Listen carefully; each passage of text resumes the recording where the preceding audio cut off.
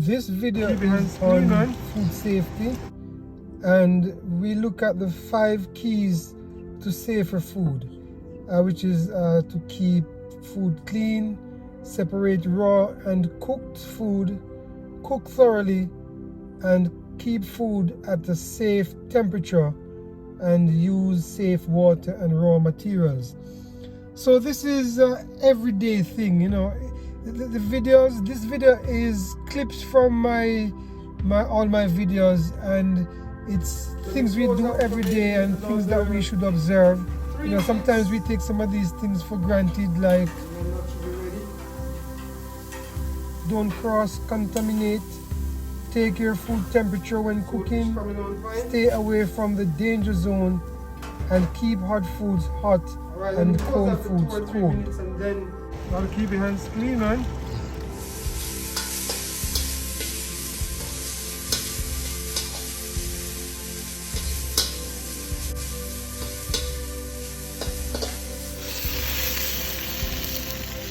I'm wrapping the fish in the first layer of foil, and what I will do is roll the edges carefully tight so that it prevents the juice from leaking out. Aluminum foil isn't considered dangerous, but it can increase the aluminum content of your diet by a small amount. A lot of utensils used commercially are made from aluminum, like baking trays, pots, and pans. If you have a concern about the aluminum foil being used to wrap the fish, I suggest that you wrap the fish in grease or wax paper before wrapping it in the aluminum foil. That will work perfectly.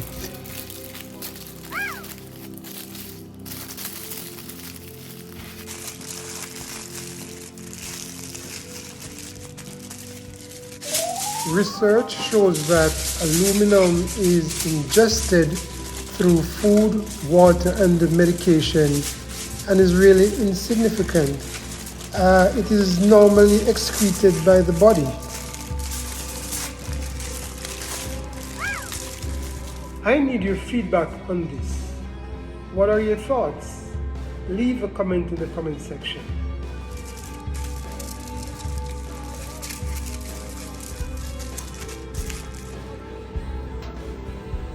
Keep your hands clean, man.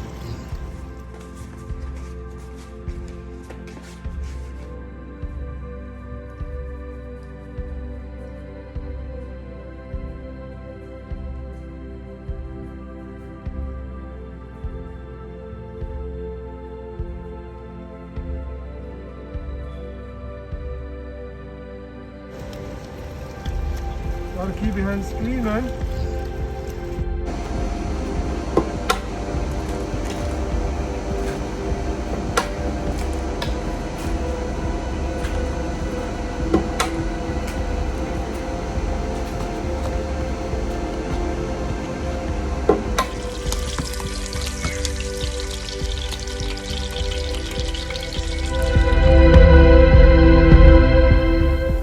While we're getting that done, let me tell you why I'm doing the swordfish. You know, I was a lover of lobster and shrimp. I remember in Jamaica I would always go to St. Elizabeth and get those pepper shrimp. I loved it so much. During the Hurricane Gilbert, this guy was selling oysters, and he was selling them, you know, at a reasonable price because you had the hurricane. I bought some and I had them, I consumed them. It made me so sick I almost died. It seemed to me like those oysters were stale, and he was trying to make some quick money, and so he sold them. And from then I found out that I was allergic to shell food. Matter of fact, I tried to have it 5 times and it affected me. So I said, oh, that was shrimp. So I said, I won't even try crab. I won't try lobster. So I need some advice. If anybody knows, you know, how I can deal with that, let me know in the comment, because I do love my lobster, but I can't have any just now because, you know what? I move it away from the lobster. Too close. That's what we call, we don't want any cross contamination. You know, sometimes I see chefs, like, you know, their guests may go to some hotels and the guests say, look, I'm allergic to shell food, and you know, I don't want any shell food. And so you have some chef who just take, you know, let's say it's beef and lobster, you know, into one plate, or beef and shrimp.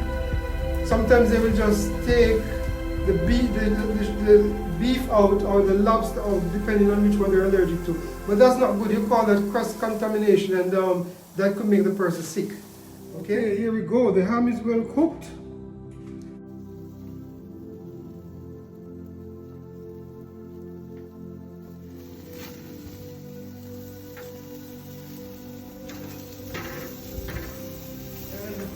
Not because I'm a chef, but it's bad. This is looking really good. See that? It's not going to need any flour or any cornstarch. All this is going to simmer and reduce to a nice and lovely sauce. Looks like. The plate which is going to be placed on the table have to be hot. Hot. If it's going to be good silver service, it's going to be hot. So hot food is served in hot plate, warm plate, and cold food served in cold plates.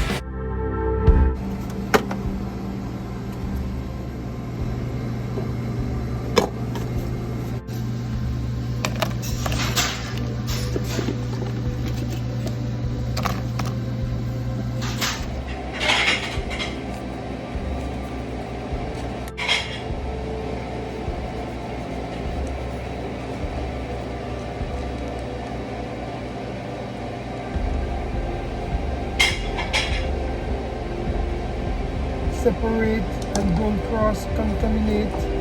Take your food temperature when cooking. Stay away from the danger zone, and keep hot foods hot and cold foods cool.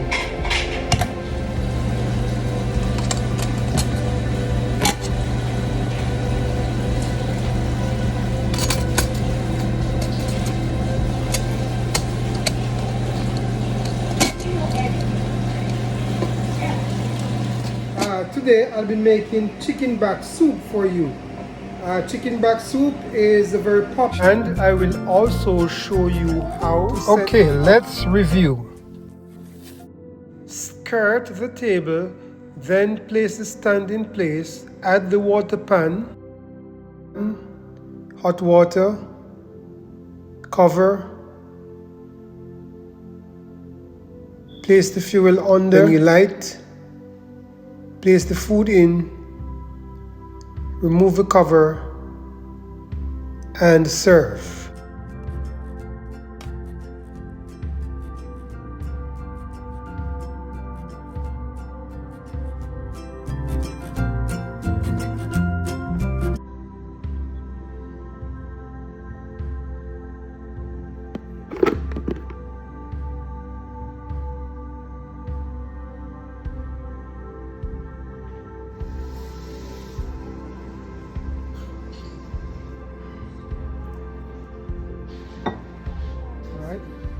Polish.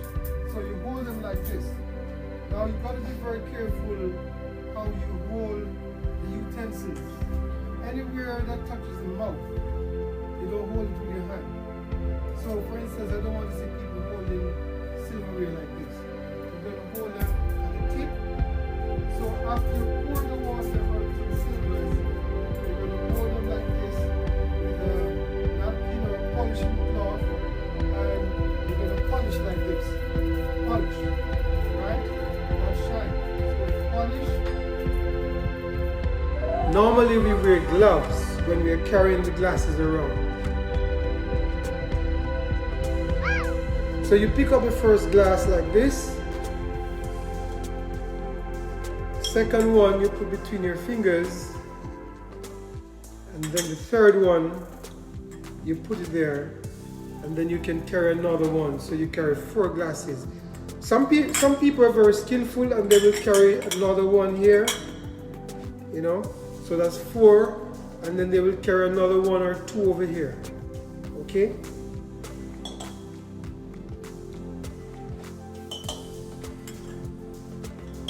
Always remember to wear your gloves. Even before this pandemic came about, managers, supervisors were very, very strict about the servers wearing their gloves. Gotta keep your hands clean, man. So you lay your napkin flat on the table. Pick up 1/4 on the left. Top. All the way around.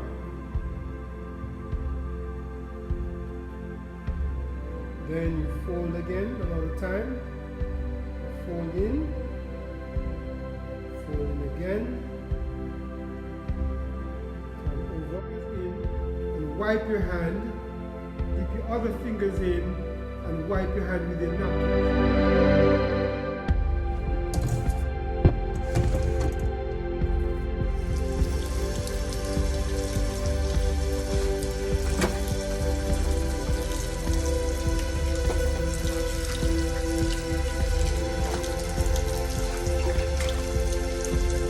We're taking it from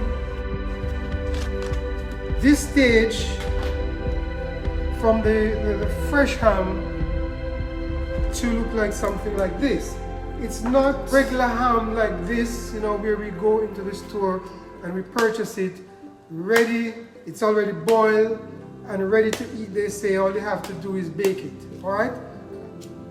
So it's a different process. Now let me show you what happened. You gotta keep the ham properly submerged into the water. So what I do was to put a plate on top, and then I cover, and it keeps it down into the liquid. Okay? So let me take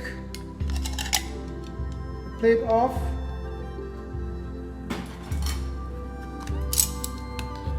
And this one is about, it's cured now, it's ready to boil. So after it is cured, they have to boil it. What I did was to use some salt, water, and add different spices to it, and use brown sugar. Okay? Now, there's a thing called Insta-Cure, and that is good to use when you're curing your ham. It gives it the color, and it has what you call nitrate, which prevents disease, pathogen, which is a microorganism that causes disease. You know that a lot of foods we eat, and are harmful. Like some food do give us cancer, so you're not gonna get away from it. So let me tell you what I did. The Insta-Cure is very hard to get. You have to get it offline. And I got these on Monday, and I wanted to cure it in time so I could do it for Christmas. Now I got 2 10-pound hams, and what I had to do was to cut them into 2, so I ended up with 4. That's because the bigger the ham, it takes more day. For a 2-pound ham, fresh ham, it needs 1 day. So every 2 pounds needs a day. So this is 5 pounds. The 10 pound I cut it in 2. So 10 pounds needs at least 2.5 to 3 days to cure. And I started about Tuesday, somewhere there. So if it was bigger, then it would not be ready for Christmas. I didn't use the Insta-Cure. And when you don't use Insta-Cure, which it's nitrate free, that's a risk of causing, a risk of pathogen, which is a microorganism that causes disease. Now, what I did, I'm not going to tell you to use my method, but I used some celery. I blend up some celery and put some coloring in there, because the Instacure has color in there. It keeps the color of the ham. So if you don't have the Instacure, the ham will lose its color. So I use this, the celery, which has the nitrate, and then I use a little coloring. Now, you can cure meat nitrate free, but you got to use kosher salt. You can't use your regular table salt because it's iodized, and if you use this, it will give the ham a funny taste. So you're not going to use a regular table salt. You can use kosher, and if you feel good, you can use some celery juice, celery salt, but Instacure is the best thing to use.